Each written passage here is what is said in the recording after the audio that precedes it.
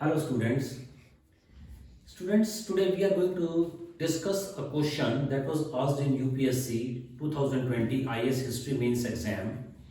And after discussing this question, we will come to know that how a model answer we should write. So students, the question is, देखिए question है, throw light on the nature and classification of Rig वैदिक God's. Throw light का मतलब है कि हमें उसको simple word में एक्सप्लेन करना है। इजी क्वेश्चन है। Throw light on the nature, first of all we have to discuss the nature and then we have to classify the Vedic Rig वैदिक गॉड्स। तो ये जो की टर्म्स हैं, हमारे की टर्म्स हैं, first of all throw light, हमें पता चल गया कि we have to simply explain the question. अपनी तरफ से हमें उसमें इंटरप्रिटेट करना, कमेंट करना या उसको एनालाइज करना, ऐसा क्वेश्चन में नहीं पूछा गया है। तो it's simple question, throw light on what, on the nature.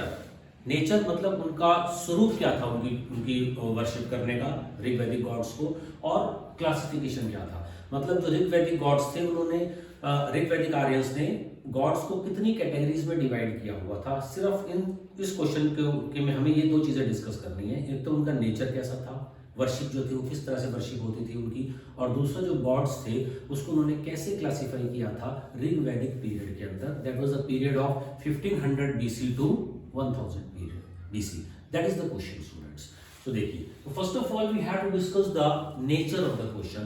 As we know that German scholar Max Muller who has done lots of work on the Vedic age, on the Aryans, and it is the Max Muller who has given the theory that Aryans came from central Asia.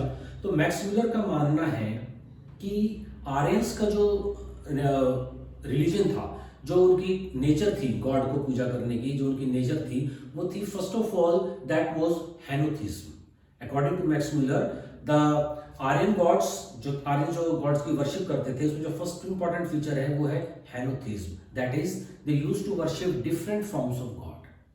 They used to worship different forms of God, और वो है हमें classification से भी clear होता है कि they had three types of gods. They divided their gods into three categories. जो क्लासिफिकेशन है, the first category is the terrestrial. Terrestrial, it is also known as the पृथ्वी स्थान। तो ये नाम से हमें पता चल जाता है कि पृथ्वी स्थान वो गॉड जो जिनको वो पृथ्वी से रिलेटेड मानते थे। Those gods who were related with the earth, that was their earthly gods. Second was the intermediatory gods. अब अर्थली गॉड्स के अंदर जो इंपॉर्टेंट एग्जाम्पल्स थे वो फर्स्ट ऑफ ऑल पृथ्वी, वो अर्थ को भगवान मानते थे, पृथ्वी की पूजा करते थे। देन अग्नि, सोम, डिफरेंट रिवर्स की वो पूजा करते थे। प्रजापति जिनको बोला गया कि father of the twin sisters सभा एंड समिति, उसके साथ बृहस्पति, अदिति, ये जो गॉड्स थे इनके अर्थली और टेरेस्ट्रियल गॉड्स थे, जिनको हम पृथ्वी स्थान गॉड बोलते हैं।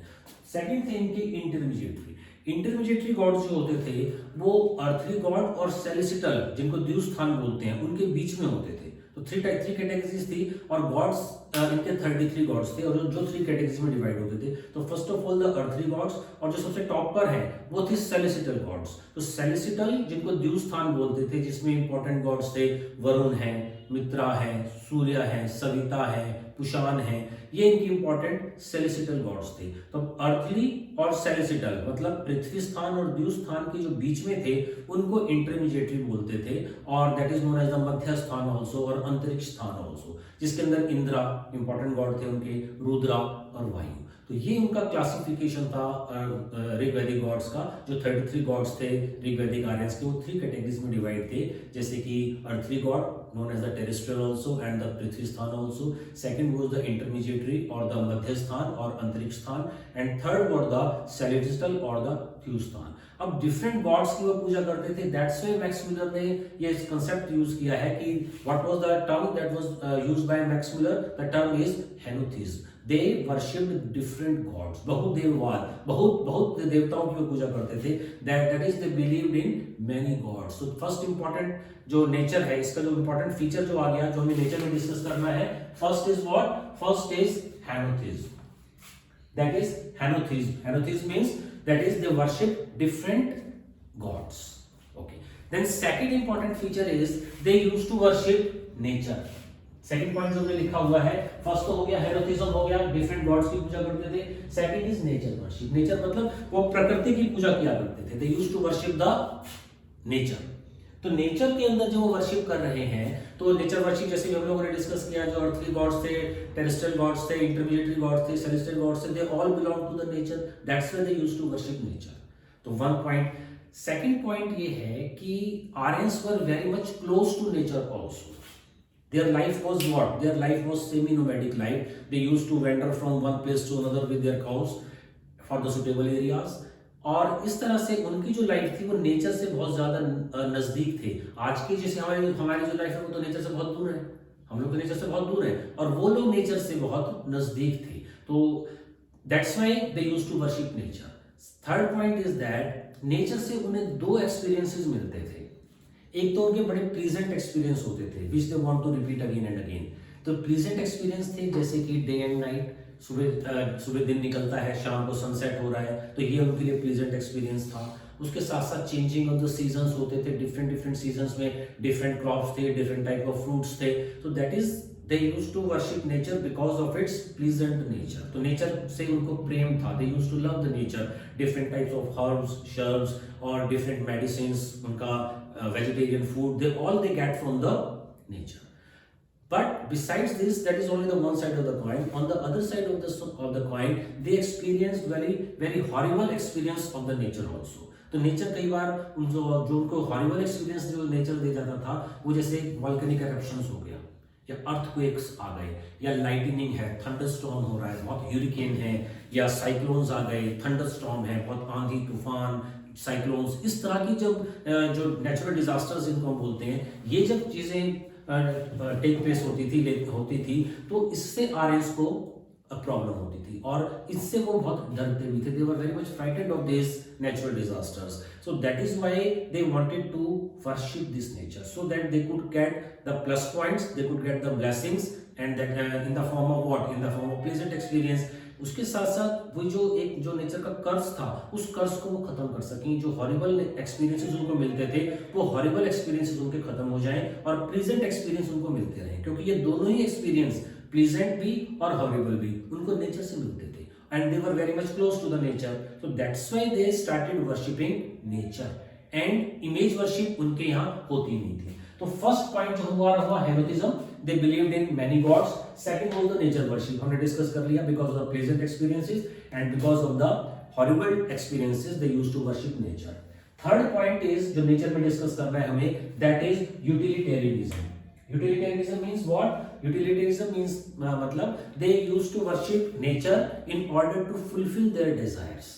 अपने फेवर्स लेने के लिए, अपने डिजायर्स को, अपने रिक्वायरमेंट्स को उन नेचर से पूरा करने के लिए, because that was the time not of industrialisation and urbanisation का टाइम नहीं था वो, that was the rural civilisation, and that's why they wanted to take everything, and everything they used to take from the nature only. That's why they started worshipping nature to get what? To get favors in the form of cattle. उनकी जो शुरू की जो battles होती थी वो cattle के लिए होती थी, तो that's why cattle had a very important place in their life, and cattle particularly cows, so they used to worship nature to have more and more cows, to have son, पुत्र प्राप्ति के लिए भी वो नेचर की worship करते थे, because we know that Aryan society was a male dominated society और एग्रीकल्चरल सोसाइटी थी, तो उसमें उनको मस्कुलर मैन्स चाहिए थे, और उसके साथ वो ट्राइबल सोसाइटी भी थी। ट्राइबल सोसाइटी में where the king was succeeded by his son or the other male member. So that's why the importance of the male member or in the male dominated society was very much there. That's why they used to worship for the sun, they used to worship for the cows, they used to worship for good health and good wealth. So that is why they used to worship nature. अब nature की जो worship होगी वो एक bye priest के according वो करवाते थे, प्रीस्ट अपॉइंट होते थे। जैसे in the early Vedic age we know that king was supported by और head by 3 official, one was senani commander in chief, one was purohit. तो ये जो पुरोहित और जो प्रीस्ट हैं, इनके अकॉर्डिंग ही उनकी वर्शिप जो थी वो वर्शिप होती थी। और किंग जो पीपल थे, जो ऑफरिंग्स उनकी होती थी, ऑफरिंग जिसमें वो अपने देवताओं को जो चीजें ऑफर करते थे, सो दैट गॉड उनको या उनके जो देवता है वो उनको ब्लेस करेंगे। तो ऑफरिंग जो होती थी वो इनके इंक्लूड था, उसमें मिल्क होता था, घी होता था, honey was there, Soma was there, और जब सेक्रीफाइसेस वो करते थे तो उसमें हॉर्स सेक्रीफाइसेस भी होते थे, ऑक्स और बुलॉक सेक्रीफाइसेस भी होते थे। तो ये उनकी ऑफरिंग्स थी जो आर्यंस करते थे अपने डेटीज के लिए। मेल गॉड भी होते थे और फीमेल गॉड्स भी होते थे, लेकिन डोमिनेंस मेल गॉड्स का होता था। और ये जो ऑफरिंग्स थी वो किसके थ्रू देते थे? थ्रू द प्रीस्ट देते थे। तो दैट इज व्हाई यूटिलिटेरियनिज्म, अपने फायदे के लिए, ब्लेसिंग्स देने के लिए वो लोग वर्शिप करते थे। That was the third important point which we have to discuss in the nature of the Rigvedic gods. Then third is the predominance of male god. तो मेल गॉड का जो इसमें प्रीडोमिनेंस था, क्योंकि उनकी मेल डोमिनेटेड सोसाइटी थी, तो mail God's थे जैसे इंद्रा, रुद्र, वायु, बृहस्पति, प्रजापति, ये सब इनके मेल गॉड्स थे। और फीमेल गॉड्स भी थी, जैसे कि Savita was there, then Aditi was there, Usha was there, they were the female gods. But there was the predominance of the male god. और ये हमने वेद्स में, ये हमने ऋग्वेद में आया भी है कि God Indira broke the chariot of the goddess Usha on the bank of river Beas. Beas नदी के किनारे लॉर्ड इंद्र ने, जो लॉर्ड उषा, जो उषा डेटी थी, उनका रथ तोड़ दिया था। तो there was the male dominance in the religion of the early Vedic age period. Besides this, next importance is that predominance of male god is there. Then no image worship. Image worship वो लोग नहीं करते थे. Besides this, जो image worship का जो concept है वो हमारे पास लेटर वैदिक एज में आता है। When image worship was started, Brahma, Vishnu, Mahesh और बाद में और डिफरेंट डेटीज आ गए, उनकी पूजा हम लोग करते थे। Murti puja was not there in the Rig Vedic और the early Vedic age, rather they used to worship nature only. Then two more important features are there. One is the life after death and one is the theory of karma and transmigration of soul. In the initial stages, जो ऋग वैदिक as का जो time period है हमारा, that is from 1500 BC to 1000 BC, उस time, particular time में life after death में वो लोग ज्यादा बिलीव नहीं करते थे।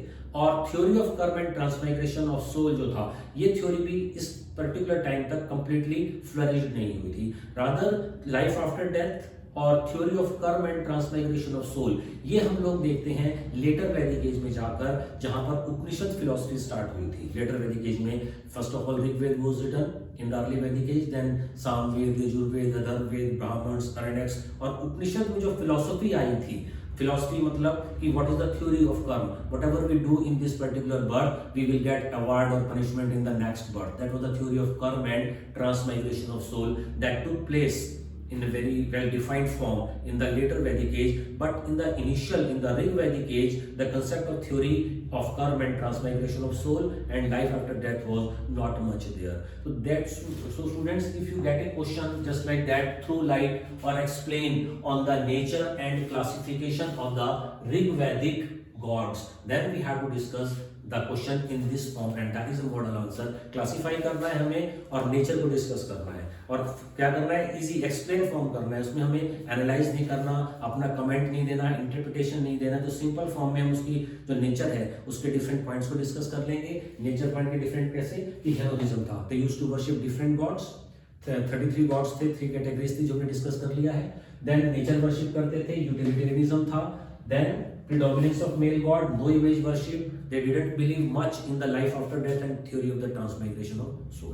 तो स्टूडेंट्स, इसके साथ साथ हमने अराउंड 35 वीडियोस बन चुकी हैं इंडस वैली सिविलाइजेशन और वैदिक एज पर, और उसमें काफी डिटेल में चीजें डिस्कस की गई हैं। आप उन वीडियोस को देख सकते हैं।